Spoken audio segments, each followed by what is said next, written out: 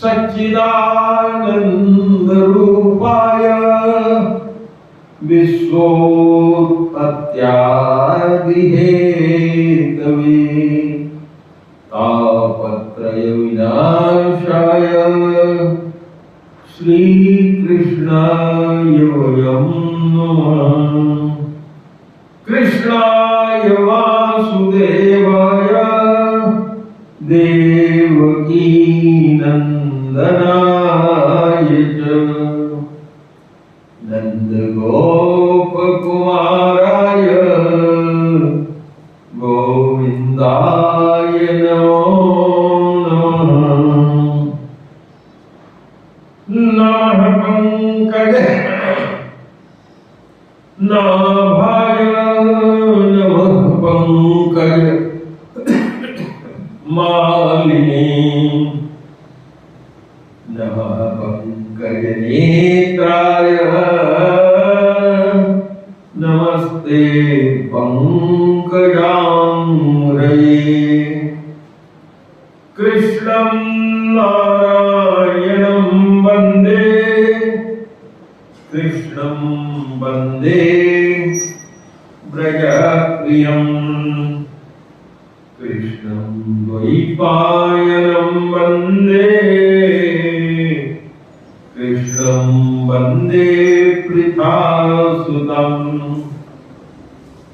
यं प्रव्रजन्तमनुपेतमपेतकृत्यं द्वैपायनो विरहकातर आजुहाव पुत्रीतु तन्मयतया तरोहिनेदु अस्तं सर्वभूतहृदयं मुनिमानतोऽस्मि। अहोवकीयमस्तनकालकूटं जिह्वाशयापायदाप्यसाध्वी लेभे गति धात्युचितां ततोऽन्यं कं वा दयालुं शरणं व्रजेमः। सुखाय कर्माय करोति लोको न ते सुखं वान्यदुपारं वा निन्देत भूयस्ततैव दुःखं यदा तयुक्तं भगवान् वदेन। यथा ऋषिकेश खलेन देवकी कंसेन रुद्धाति चिरं सुचार्पिता विमोहचित्ताहं च सात्मजा विभो तैवेन नाथेन मुहुर्पद्गणात् विपदः सन्तु नः सस्वत्तत्र तत्र जगद्गुरो भवतो दर्शनं यस्यात् पुनर्भवदर्शनम्। नमो किञ्चनित्याय निर्वित्तगुणवृत्तये आत्मारामाय शान्ताय कैवल्यपतये नमः। कस्तूरीतिलकं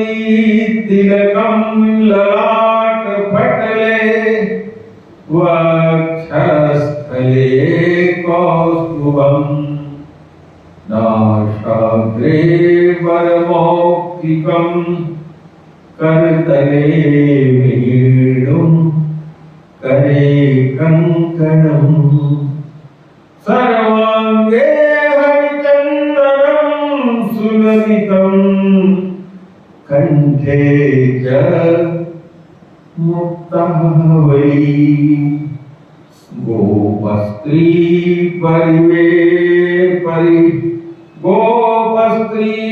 परिष्ठितो विजयते गोपाल चूड़ामणि आस्ति स्वस्तरुणी कराग्रविलग कल्प प्रसूना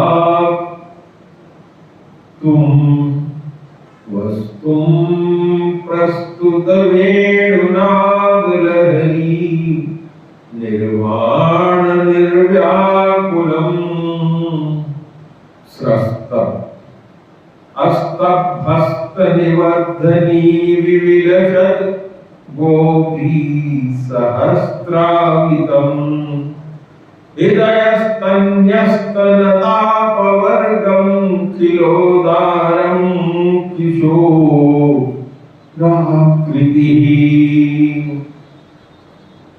नमः कमलनाभाय नमः कमलमालिने नमः कमलपादाय नमस्ते कमले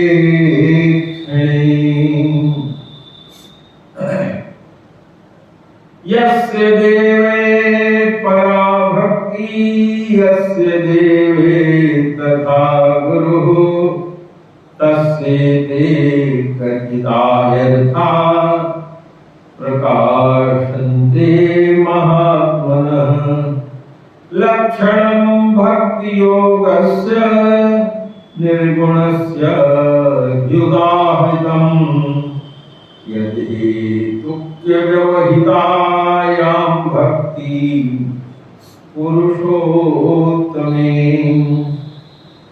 सालोक शास्त्री सामिप्य सारूपेकत्वमप्युत दीयमानं न गृह्णन्ति विना मत्सेवनः जनाः। प्रेम से बोलिए गुरुदेव भगवान की जय। कल हम लोगों ने कथा किया था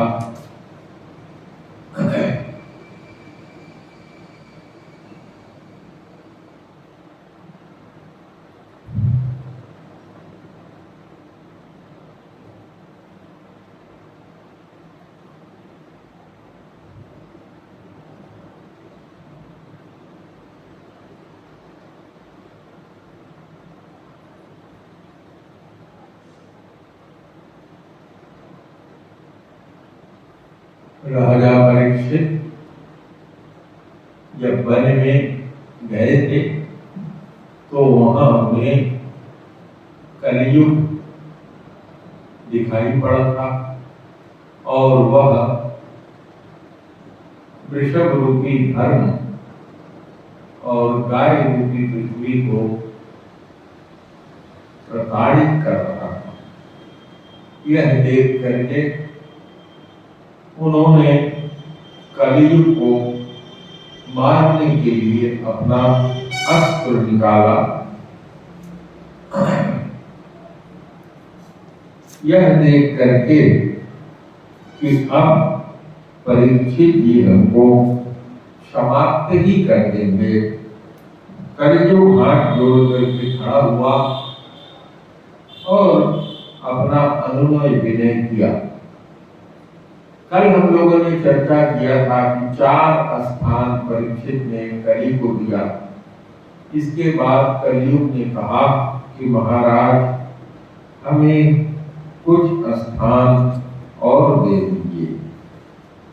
महाराज परीक्षित ने उसको सुवर्ण तथा जहाँ अत्यधिक धन हो, जहाँ पापाचार हो, व्यभिचार हो, उस स्थान में भी रहने का उसे स्थान दिया। तत्पश्चात सुखदेव जी कहते हैं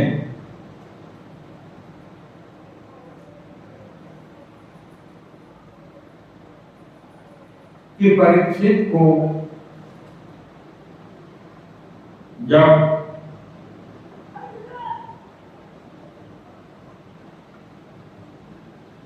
कलियुग का दमन इस तरह से करते हुए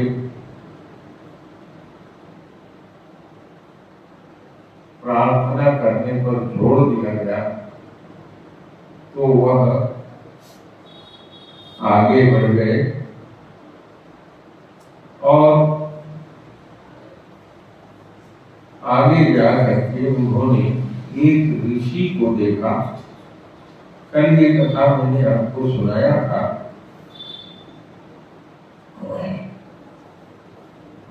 ऋषि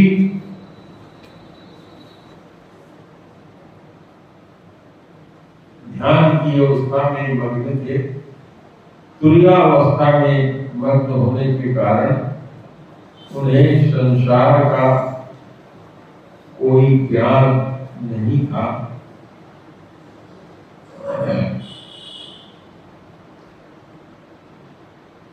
उस समीक ऋषि के गले में उन्होंने वही बगल में मरे हुए एक तक्षक सर्प को लपेट दिया और अपने नगर वापस आ गए। जब घर पर आकर के उन्हें पुरानी घटना का याद आया तो अत्यधिक व्यथित हो गए। सोचने लगे कि मैंने एक निरपराध ब्राह्मण का उत्पीड़न किया है। यदि इसके लिए मेरी सारी राजलक्ष्मी और मेरा शरीर भी नाश होने का दंड मिले तो मेरे लिए कम ही होगा। इस तरह की बात सोच रहे थे और इधर शमीक ऋषि का पुत्र श्रृंगी जो बच्चों के साथ खेल रहा था, उसने यह सुनकर कि मेरे पिता के साथ राजा ने जो व्यवहार किया है, उसने गंडकी नदी का कौशिकी नदी के जल में आचमन कर अपने वाणी रूपी वज्र का प्रयोग किया।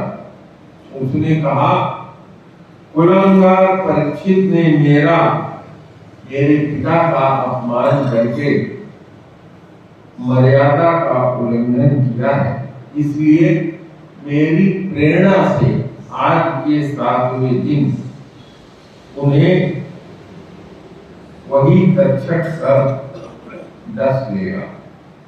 इति लंघित मर्यादं तक्षकः सप्तमे अहन् दंशयति अस्म कुलांगारं चोदितो मे ततद्रुहम्। इसके बाद वह बालक अपने पिता के आश्रम पर आया और अपने पिता के गले में श्राप देखकर उसे बहुत दुख हुआ और बहुत जोर जोर से वो रोने लगा। महर्षि शौनक जी अपने पुत्र का रोना सुनकर धीरे धीरे अपनी आंख खोल ली और क्या देखा कि मेरे गले में एक मरा सांप पड़ा। उसे फेंक कर उन्होंने अपने पुत्र से पूछा कि हे पुत्र, तुम क्यों रो रहे हो? किसने तुम्हारा अपकार किया है? उनके द्वारा इतना पूछने पर उनके पुत्र श्रृंगी ने सारा हाल बता दिया। ब्रह्मर्षि शमीक ने जब राजा को श्राप की बात सुना तो अपने पुत्र का अभिनंदन नहीं किया उन्होंने कहा, ऐ मूर्ख बालक, तुमने बड़ा पाप किया है। मुझे खेद है कि उनकी थोड़ी सी गलती के लिए तूने उनको इतना बड़ा दंड दे दिया। तू अभी बालक है, तेरी बुद्धि कच्ची है, तुझे भगवान के स्वरूप राजा को साधारण आदमी के समान नहीं समझना चाहिए, क्योंकि राजा के दुसह तेज से ही सुरक्षित और निर्भय होकर प्रजा कल्याण का कार्य करती है। जिस समय राजा का रूप धारण कर पृथ्वी में विचरण करने वाले भगवान को लोग नहीं देखेंगे तो लुटेरे बढ़ जाते हैं, वे आपस में मारपीट करते हैं, धन आदि चुराते हैं, गाली गलौज करते हैं, साथ ही पशु, स्त्री और धन संपत्ति भी लूट देते हैं। और उस समय मनुष्यों का जो वर्ण आश्रम धर्म है, वैदिक आर्य धर्म लुप्त हो जाता है। अर्थ और लोभ और काम वासना की विवश होकर लोग कुत्तों और बंदरों के समान वर्ण शंकर हो जाते हैं। एक पुत्र सम्राट परीक्षित को बड़े ही यशस्वी और धर्म धुरंधर हैं। उन्होंने बहुत सी अश्वमेध यज्ञ किया है और वो भगवान के प्यारे भक्त भी हैं। राजर्षि परीक्षित भूख प्यास से व्याकुल होकर मेरे आश्रम पर आए, कदापि भी वो श्राप के योग्य नहीं थे।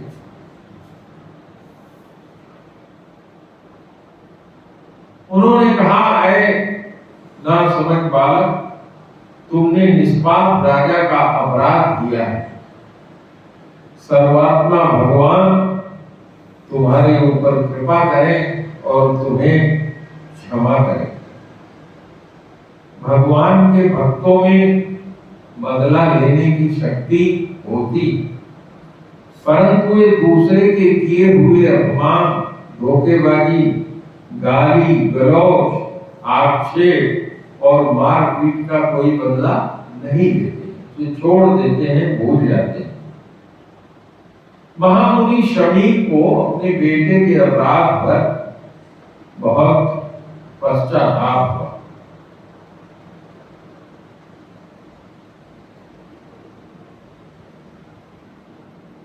इधर परीक्षित जी के पास महामुनि शमीक ने खबर भेज करके उनको श्राप की बात बताई।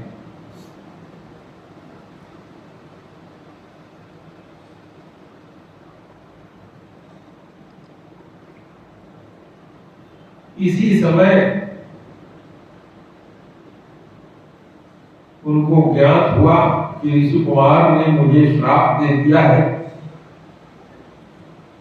आज के 7वें दिन वही तक्षक मुझे डसेगा और उसकी धधकती हुई आग के समान उन्होंने महसूस किया कि उस बालक ने बड़ा अच्छा किया जो मुझे श्राप दिया।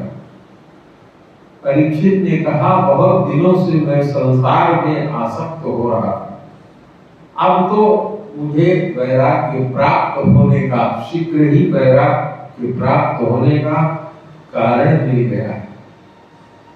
और उन्होंने भगवान श्री कृष्ण के चरण कमलों की सेवा को सर्वोपरि मानकर आमरण अनशन व्रत लेकर गंगा जी के तट पर बैठ गए। गंगा जी का जल क्या है? भगवान के चरण कमलों का ही तो भोजन है। इसीलिए मां गंगा समस्त लोगों को पवित्र करते हैं। इसलिए ऐसा जानकर भी कौन मरणासन्न पुरुष होगा जो मां गंगा का सेवन न करे। इस प्रकार परीक्षित जी आमरण अनशन का निश्चय करके अपने समस्त आसक्तियों का परित्याग कर दिया, अन्यशत कर दिया, यानी अन्य भी नहीं लेंगे, जल भी नहीं लेंगे। श्री कृष्ण के चरण कमलों का ध्यान करने लगे। उसी समय त्रिलोकी को पवित्र करने वाले बड़े बड़े ऋषि लोग अपने शिष्यों के सहित वहां पधारे।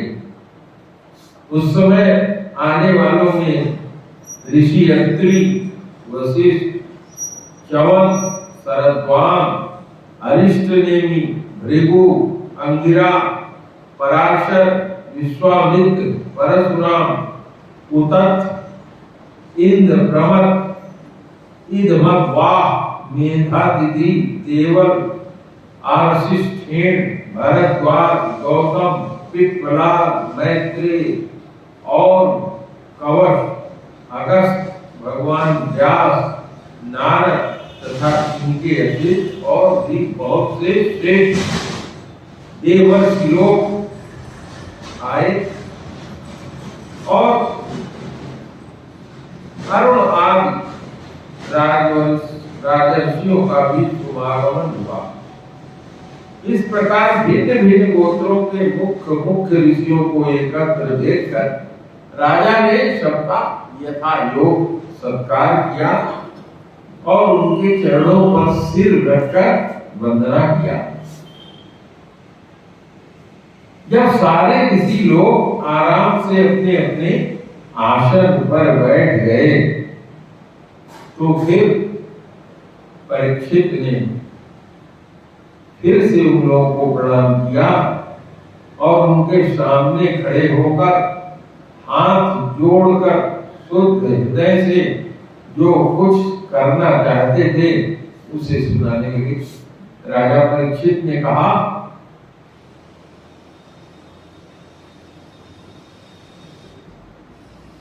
अपने लिए उन्होंने कहा, अहो अयम धन्यतमा नृपाणाम महत्तमानुग्रहणीय शीला राज्ञां कुलं ब्राह्मण पाद शौचात् दूरा विशिष्टं व्रत ग्रह्य कर्मम्।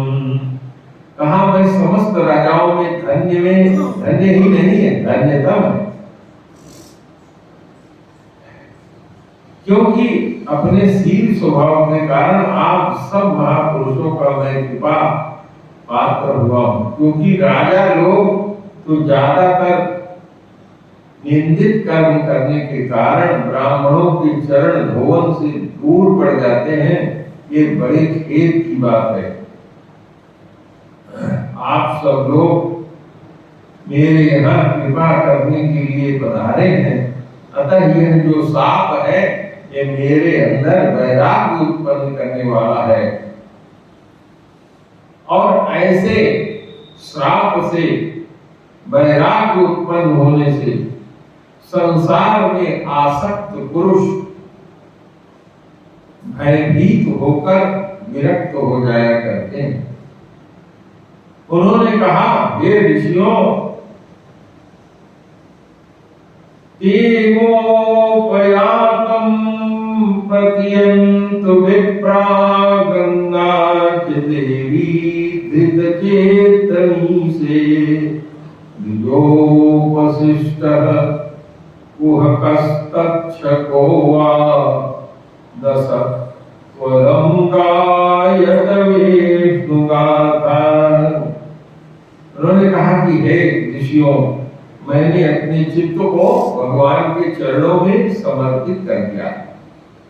आप लोग और गंगा जी के शरणागत जानकर मुझ पर अनुग्रह करें और ब्राह्मण कुमार के श्राप से प्रेरित कोई दूसरा कपट से तक्षक का रूप धारण करके मुझे डस ले अथवा स्वयं तक्षक आकर डस ले, इसकी मुझे जरा भी चिंता नहीं है।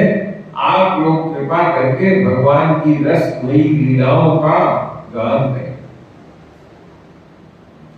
पुनश्च भूयात् भगवत्यनन्ते रतिः प्रसंगश्च तदाश्रयेषु महत्सुया मुपायामि सृष्टिः मैत्रस्तु सर्वत्र नमो द्विजेभ्यः।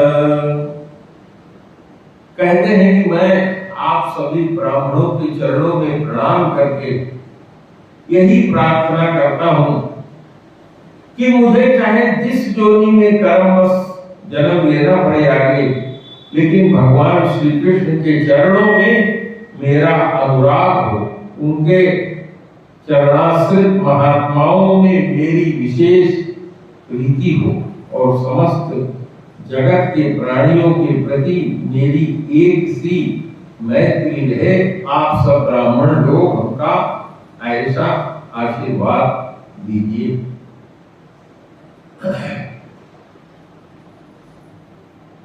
तब सब उपस्थित जो ऋषि थे उन्होंने परीक्षित के निश्चय का स्वागत किया, प्रशंसा किया और साधु साधु कहकर उसका अनुमोदन किया। ऋषि लोग तो स्वभाव से ही लोगों पर अनुग्रह की वर्षा करते हैं। लोगों ने भगवान श्री कृष्ण के गुणों से प्रभावित परीक्षित के प्रति उनके अनुरूप वचन कहे। क्या कहा ऋषियों में? नवाइदं राजन शिवर्य चित्तम भवत् सुकृष्णं सनो प्रतेषु ये अध्यासनं राजकिरीट दुष्टं सद्यो जहुर्भर्गवत पात्स कामान्। ये राजाओं में श्रेष्ठ भगवान श्री कृष्ण के सेवक और अनुयायी आप पांडवों के वंश के हैं और जो आप कर रहे हैं ये कोई आश्चर्य की बात नहीं है, क्योंकि आप लोगों ने भगवान की कृपा और नजदीकी प्राप्त करके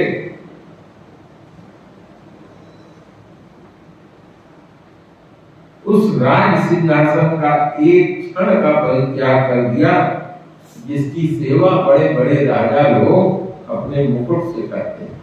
यानी ब्राह्मणों ने उनके उस निश्चय की प्रशंसा किया कि आपने जो ये निश्चय कर लिया कि हम राज त्याग देंगे और भगवान का भजन करेंगे, ये बहुत बड़ी बात है। ऋषियों को देख करके परीक्षित ने कहा, आप सब लोग दूर दूर से यहाँ आए हैं और मूर्तिमान वेद के समान हैं। आप लोगों का जो स्वभाव है वो सहज रूप से दूसरों पर दया करने का ही है। इस लोक और परलोक में आप लोगों का कोई स्वार्थ नहीं है। परीक्षित जी ने कहा कि हे ब्राह्मण में श्रेष्ठ ऋषियों, आप लोगों पर पूर्ण विश्वास करके मैं अपने कर्तव्य के संबंध में यह पूछने का प्रश्न कर रहा हूं। आप सभी लोग विचार करके बताइए कि थोड़े ही समय में मरने वाले पुरुष के लिए अंतःकरण और शरीर से करने योग्य विशुद्ध कर्म कौन सा है? इसी समय पृथ्वी पर विचार करते हुए, विचरण करते हुए व्यास पुत्र जी वहां पधारे। तत्र भवत् भगवान व्यास पुत्रो यदीक्षया कामट मानोऽनिभीक्षः अलक्षलिंगो निजलावतुष्टो वृत्तश्च बालेर अवधूत वेशः। इसी समय किसी से कोई अपेक्षा न रखने वाले व्यास नंदन सुखदेव जी महाराज भी वहां प्रकट हुए।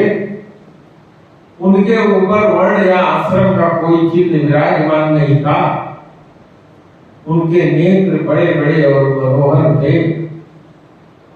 मुख बड़ा शोभायमान हो रहा था, उनका गला तो मानो शंख ही था। राजा ने अतिथि रूप से पधारे हुए सुखदेव जी को सिर झुकाकर प्रणाम किया और उनका पूजा किया।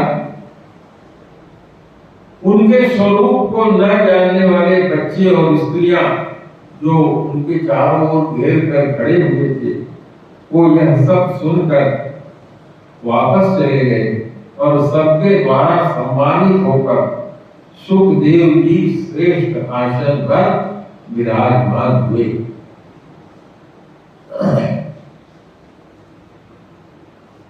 जब सुखदेव जी प्रशांत भाव से बैठ गए, तब भगवान के परम भक्त परीक्षित ने उनके नजदीक आकर उनके चरण कमलों पर अपना सर रखकर प्रणाम किया और उसके बाद उनसे बहुत मधुर वाणी में पूछा।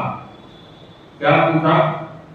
अहो अद्य वयं ब्रह्मन् सतसेव्या छत्रबन्धवः कृपया तिथिरूपेण भवद्भिस्तीर्थकाकृतः।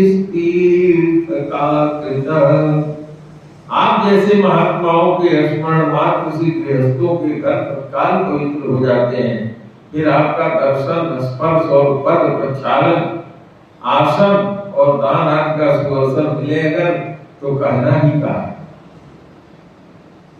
एक महायोगी जैसे भगवान विष्णु के सामने दैत्य लोग नहीं ठहरते हैं, वैसे ही आपके नजदीक बड़े बड़े पाप भी तुरंत नष्ट हो जाते हैं। निश्चित रूप से ही हमारे पितरों के, पांडवों के अत्यधिक नजदीक भगवान श्री कृष्ण मुझ पर अत्यंत प्रसन्न है, जो आप यहाँ पधारे। उन्होंने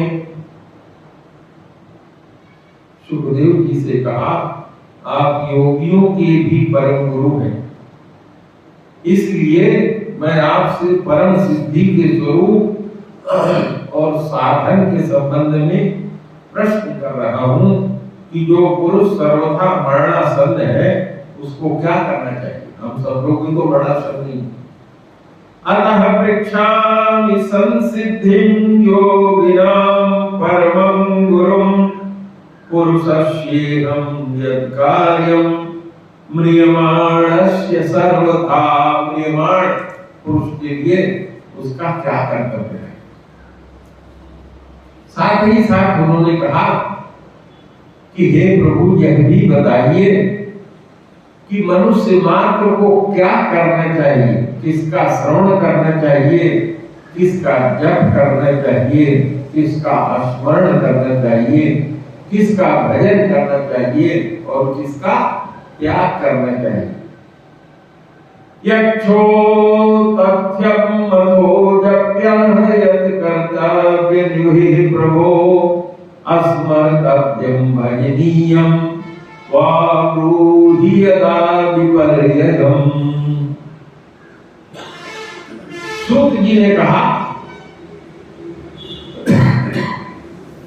जब यह बात व्यासनंदन जी ने बहुत मर्मत के बात सुना, तो भगवान श्री सुखदेव जी उनका उत्तर देने लगे। श्री सुखदेव जी ने कहा, यह कथा थोड़ी सी कठिन जरूर है, लेकिन मन लगाएंगे तो बहुत ही संसार से पार ले जाने वाली है। उन्होंने कहा कि ये परीक्षित, जो तुमने प्रश्न किया है, यह प्रश्न लोक हित के लिए है, सभी मनुष्यों के लिए है। और आत्मज्ञानी महापुरुष ऐसे प्रश्न का बड़ा आदर करते हैं।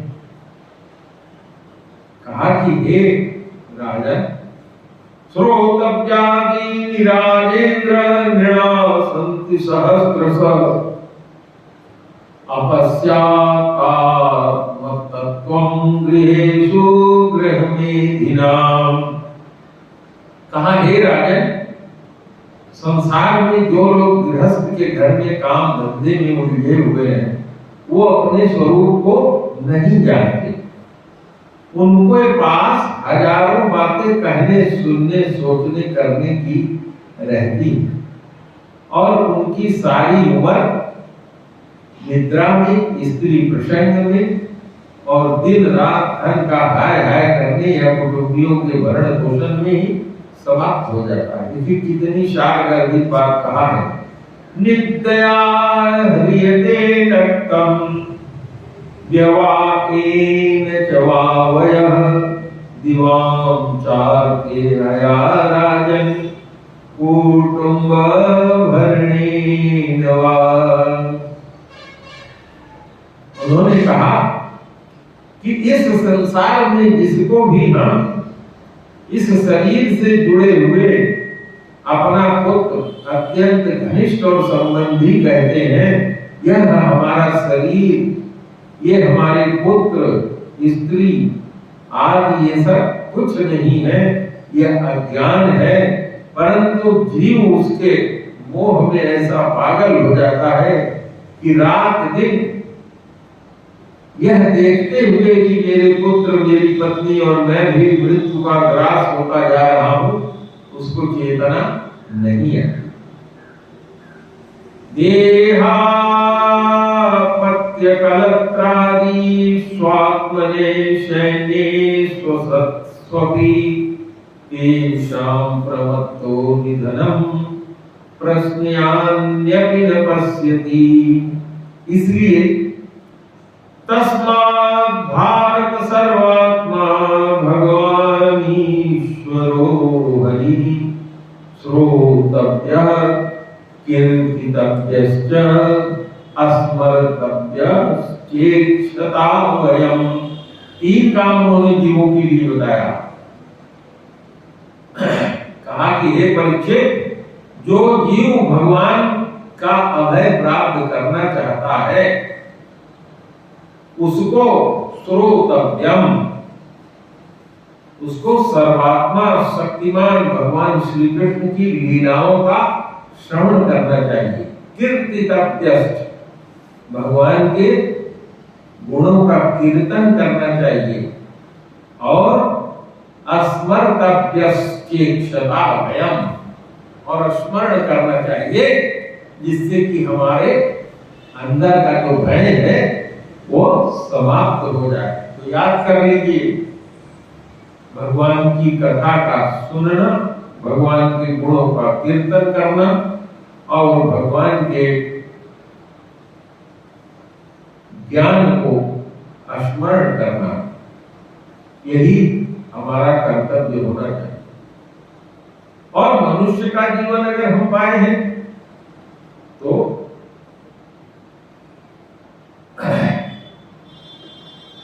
चाहे ज्ञान से, चाहे भक्ति से, धर्म की निष्ठा से जीवन को हम अपने ऐसा बना ले कि मृत्यु के समय भगवान की स्मृति बनी रहे। हम मर रहे हो, विस्मृति न हो, हमारे मन में भगवान की स्मृति बनी रहे, जैसे भी हो।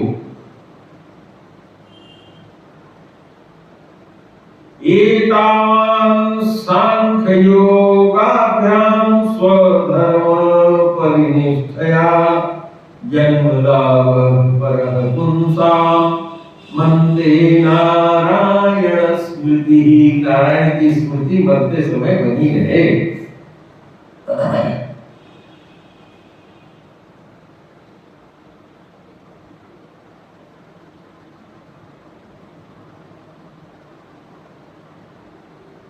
इदं भागवतं नाम पुराण ब्रह्म संहितं अधीत्वा द्वापरादौ पितृद्वैपायनत्वहम्। कहने की द्वापर के अंत में इस भगवत रूप अथवा वेद तुल्य श्रीमद् भागवत नाम के महापुराण का अपने पिता श्री कृष्ण द्वैपायन यानी व्यास जी से मैंने अध्ययन किया था। उन्होंने क्या कहा कि मेरी जो निष्ठा है वो तो निर्गुण ब्रह्म में है, लेकिन सगुण ब्रह्म में मेरा मन अपने आप खींच गया। पर निष्ठितो निर्गुण्य उत्तम श्लोक लीलया गृहीत चेता राजर्षे आख्यानम यतधीतवान। कहा कि हे राजर्षि, मेरा निर्गुण स्वरूप परमात्मा में पूरी निष्ठा, फिर भी भगवान श्री कृष्ण की लीलाओं ने बलपूर्वक मेरे हृदय को अपनी ओर आकर्षित कर लिया। इसीलिए मैंने इस पुराण का, भागवत पुराण का अध्ययन किया। कह रहे हैं कि तुम चूंकि भगवान के परम भक्त हो, इसलिए मैं तुम्हें यह भागवत पुराण सुनाऊंगा।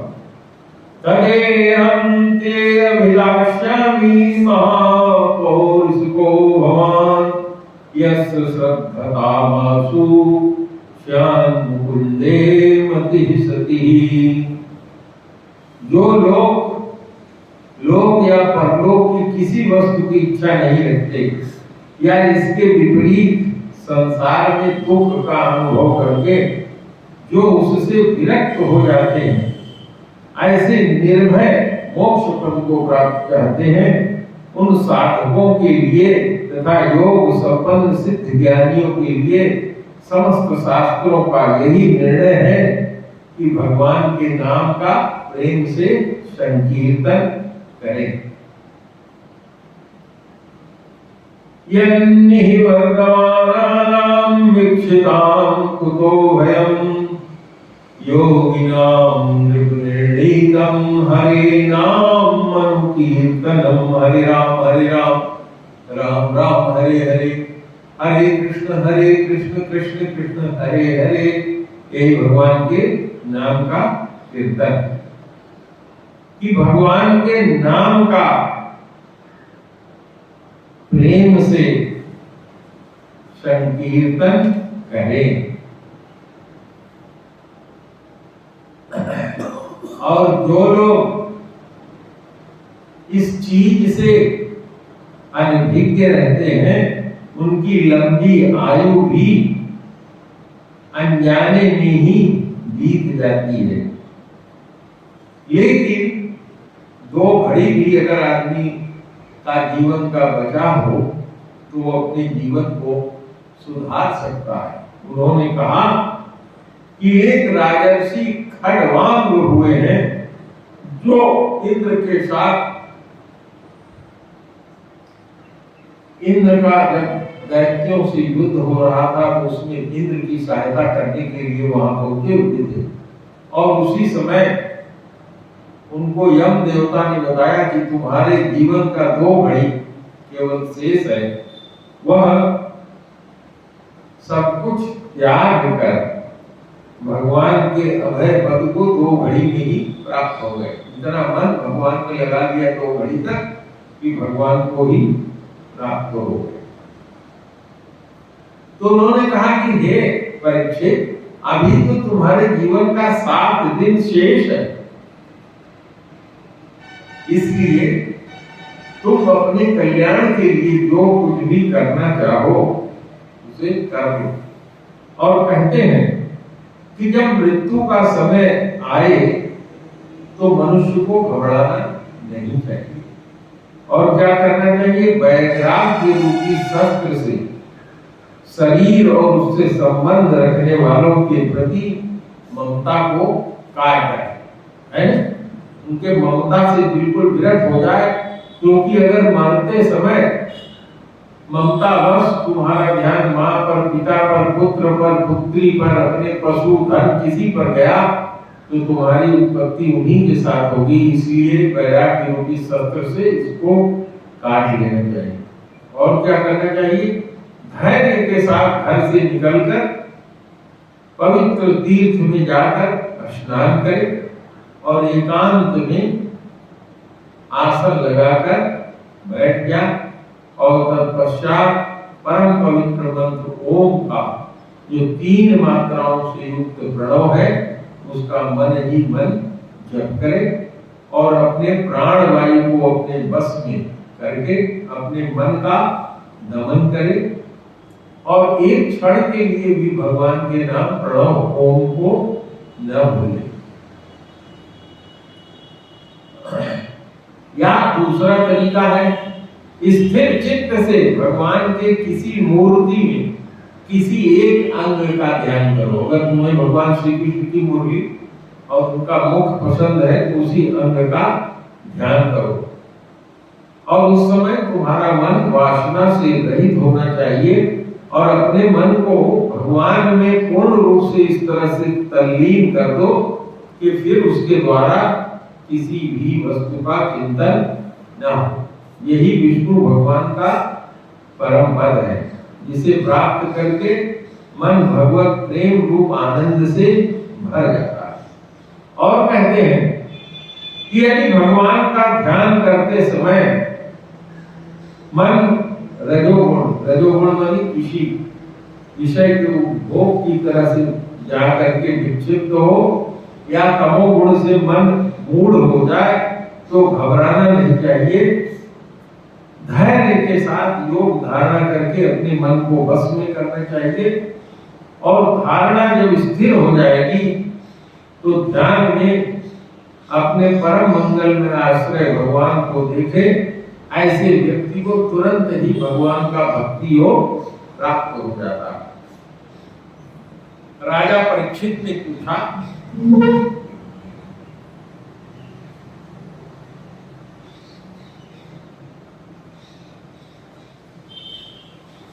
कि हे प्रभु, ये धारणा यम नियम आसन प्राणायाम प्रत्याहार धारणा ध्यान और समाधि, तो यह धारणा किस साधन से किस वस्तु में किस प्रकार से किया जाएगा, उसका क्या स्वरूप है जो शीघ्र ही मनुष्य के मन के मैल को मिटा देगा। इसको परीक्षित जी ने सुखदेव जी से पूछा। सुखदेव जी ने कहा, जितासनो जितस्वसो जितसंगो जितेन्द्रिय अस्थूले भगवतो रूपे मन संधार्य क्रिया। हे परीक्षित, आसन की सिद्धि कर ले, श्वास की सिद्धि कर ले, इंद्रियों पर विजय प्राप्त कर ले और फिर बुद्धि के द्वारा मन को भगवान के स्थूल रूप में लगा ले। तो उन्होंने कहा कि यह स्थूल रूप क्या है भगवान का महाराज, ये बताइए। तो ध्यान से सुनिए क्या कह रहे हैं परीक्षित जी को, क्या समझा रहे हैं।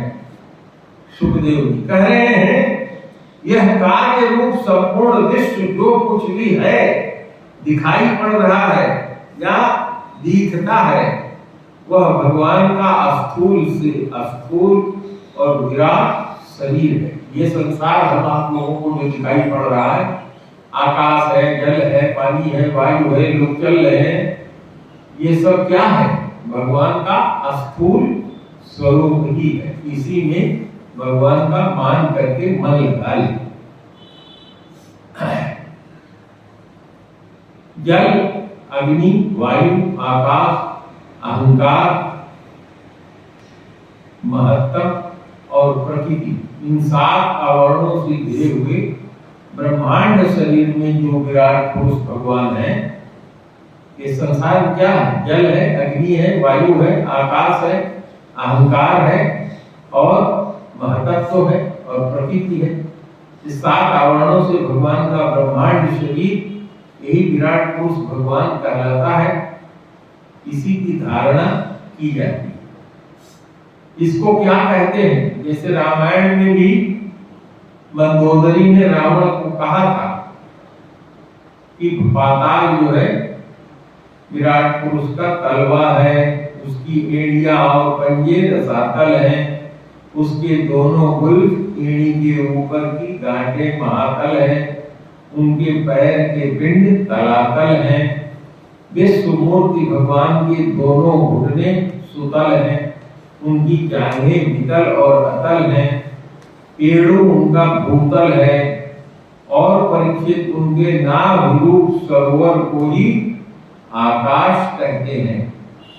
आप पुरुष परमात्मा की छाती को स्वर्ग लो, गले को महर लो, मुख को जन लो और ललाट को तपोलोक कहते हैं। उस सहस्त्र सिर वाले भगवान का मस्तक समूह ही सत्यलोक है। इंद्र आदि जो देवता हैं उनकी क्या है? भुजाएं हैं। दिशाएं कान और शब्द श्रवणेंद्रिय, दोनों अश्वनी कुमार उनके नासिका के क्षेत्र, और गंध घ्राणेंद्रिय, और धधकती हुई आग उनका मुख है। भगवान विष्णु का नेत्र यह अंतरिक्ष है। उनमें देखने की शक्ति सूर्य है। उनकी दोनों पलकें रात और दिन है।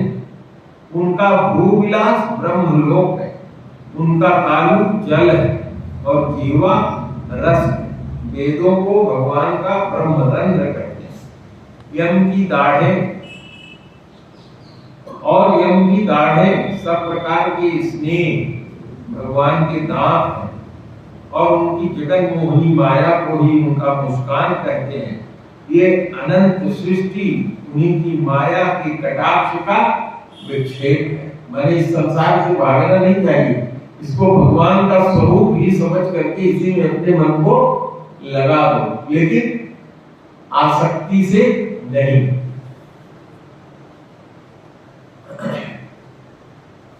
तो ये जो महतत्व है जिससे आकाश पृथ्वी जल वायु ये सब बनती है, ये भगवान का इसी चित्त कहते हैं। भगवान शंकर उनके अहंकार कहे गए हैं। घोड़े खच्चर ऊंट और हाथी उनके नाखून हैं। वन में रहने वाले सारे पशु और पक्षी उनके कमर में स्थित हैं। इस तरह से ब्राह्मण उनका मुख है, क्षत्रिय उनकी भुजाएं हैं, वैश्य उनकी जंघाएं हैं, और शूद्र उन विराट पुरुष के चरण हैं। जो पुरुषसूत्र में मंत्र है वो यहाँ भी है। ब्रह्मांडं छत्र गुरो महात्मा विदूर रंग त्रिश्रित कृष्ण वर्ण नानाविधा गणना परन्नो द्रव्यात्मक कर्म विधान योग। परीक्षित, भगवान के स्थूल स्वरूप का यही स्वरूप है। स्थूल शरीर का जो मैंने तुमको सुना दिया, इसी में जो मोक्ष चाहने वाला पुरुष है अपने मन को स्थिर कर लेता है, क्योंकि इससे अतिरिक्त कोई और वस्तु नहीं है। जैसे स्वप्न देखने वाला स्वप्न की अवस्था में आपको ही विविध पदार्थों के रूप में देखता है, वैसे ही सबकी बुद्धि वृत्तियों द्वारा सब कुछ अंतर करने वाला सर्वांत आत्मा परमात्मा भी एक ही। इस तरह से कहा कि किसी भी वस्तु में आसक्ति नहीं करना चाहिए, क्योंकि ये आसक्ति ही जीव के पतन का कारण है। अब कल मैं आप लोगों को इसके आगे की कथा सुनाऊंगा, क्योंकि ये काफी कठिन है कथा। तो आ रहा है।